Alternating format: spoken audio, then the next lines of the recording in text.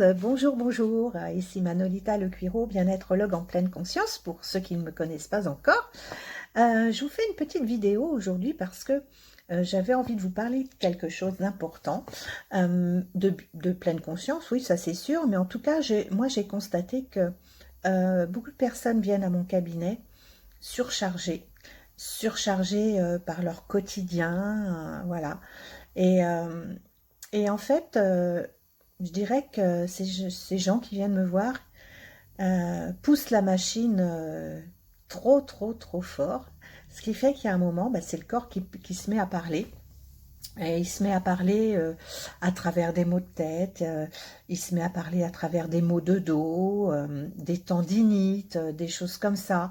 Il se met à parler aussi à travers des pertes de mémoire, voilà, des difficultés à réfléchir, ne plus savoir où on en est, avoir de la difficulté à se réaligner, à savoir ce qu'on veut faire vraiment, voilà. En fait, ce qui se passe, c'est que les gens ne s'arrêtent pas pour réfléchir à tout ça.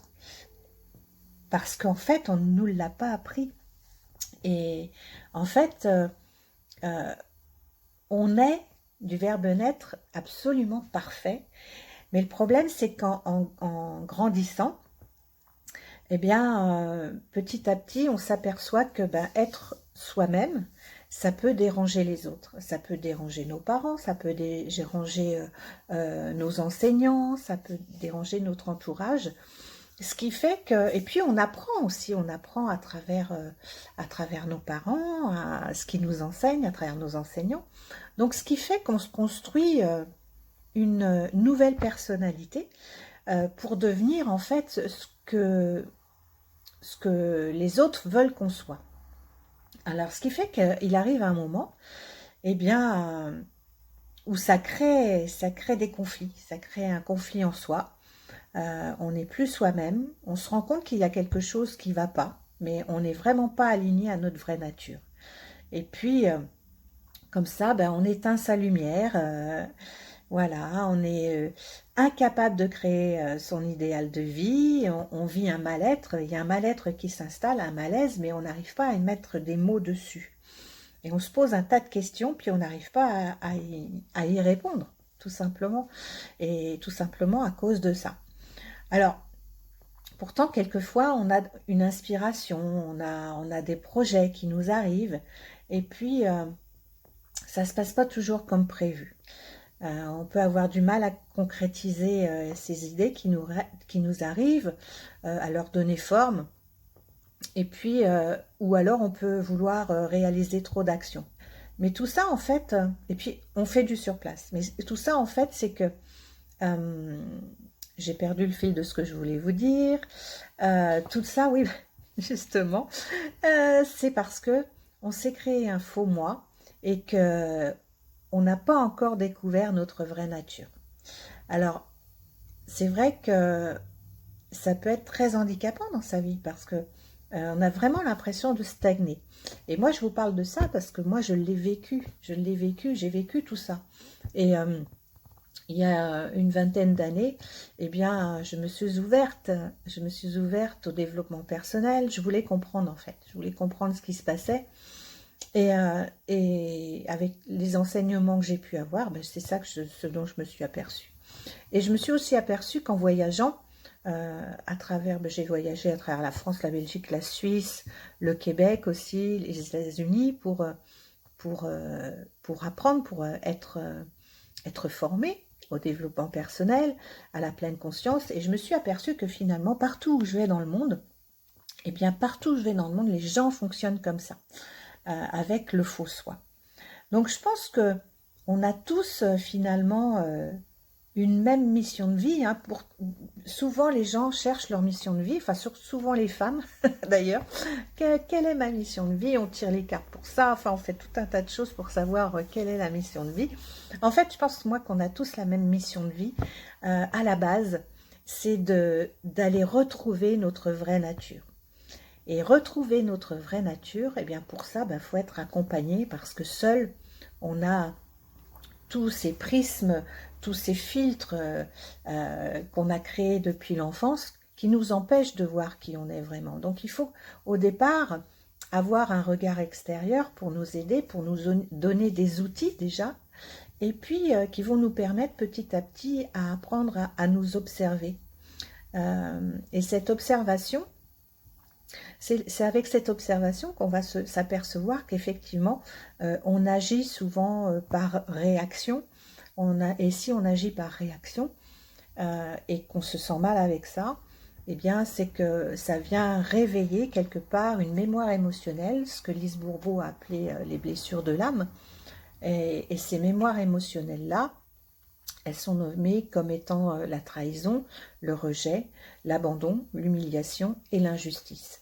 Et souvent, voilà, quand vous êtes vraiment en réaction, que ça vous met en colère, ou que vous êtes triste, que vous ressentez un malaise, c'est que ça vient réveiller une de ces blessures-là. Alors, le but, eh bien, c'est d'aller, de comprendre votre fonctionnement, pas forcément d'aller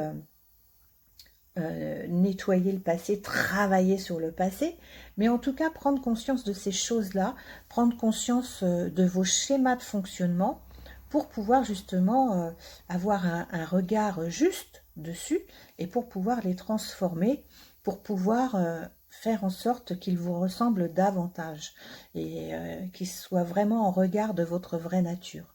Et ça va vous permettre petit à petit, eh bien, de mieux comprendre déjà, oui, votre fonctionnement, et puis de connaître vos valeurs aussi, de mettre un nom dessus, sur vos vraies valeurs, celles qui viennent vraiment égayer votre vie, celles qui vont vous mettre des étoiles dans les yeux, celles qui vont faire en sorte que votre vie sera plus sereine et que vous serez sûrement moins en réaction aussi avec tout ce que vous pouvez vivre.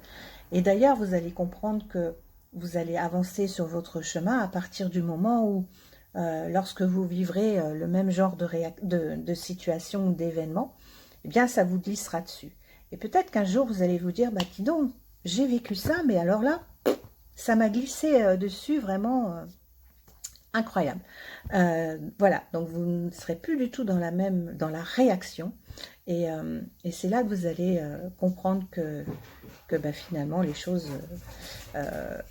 se nettoient petit à petit. Alors, on n'oublie jamais une mémoire, vous entendez ma chienne qui vient d'arriver en courant du jardin. On n'oublie jamais une mémoire émotionnelle. Mais on peut, ce qu'on appelle une blessure de l'âme. Par contre, souvent on fait une mauvaise interprétation finalement d'une situation ou d'un événement qu'on a vécu. C'est souvent ça. Tout est perception en fait. C'est ce qu'on apprend aussi en pleine conscience, c'est que tout est perception. Et souvent on a une fausse perception de ce qu'on voit. Donc la pleine conscience, ça nous amène à comprendre tout ce fonctionnement de l'être humain et à vivre avec beaucoup plus, à mettre beaucoup plus de légèreté dans sa vie petit à petit, d'avoir un regard bienveillant sur soi, de reprendre confiance en soi aussi, d'avoir une meilleure estime de soi, ce qui fait que les choses se passent beaucoup mieux dans la vie. Alors voilà, c'était ma petite vidéo du jour. J'avais vraiment envie de venir communiquer ça avec vous parce que moi, ça me tient à cœur aujourd'hui d'accompagner les gens à une clarté de leur conscience et pour les amener à vivre finalement leur idéal de vie au bout du compte. Hein. C'est vraiment ça, à attirer ce qu'ils veulent vraiment dans leur vie plutôt que de mettre le focus toujours sur ce qu'ils ne veulent pas, parce que l'être humain est comme ça, c'est toujours plus facile de mettre le focus sur ce qu'on veut pas que sur ce qu'on veut. Alors voilà, pour mettre... Ah, je sais pas ce qui lui arrive. Pour mettre le focus sur ce qu'on veut, eh bien, il faut déjà apprendre à se connaître. Et ça, c'est ce que je vous amène à faire dans l'accompagnement que je vous propose et qui s'appelle du bonbon pour l'âme. Voilà, donc je vous souhaite une merveilleuse journée et moi, je vous dis à très bientôt. Bye!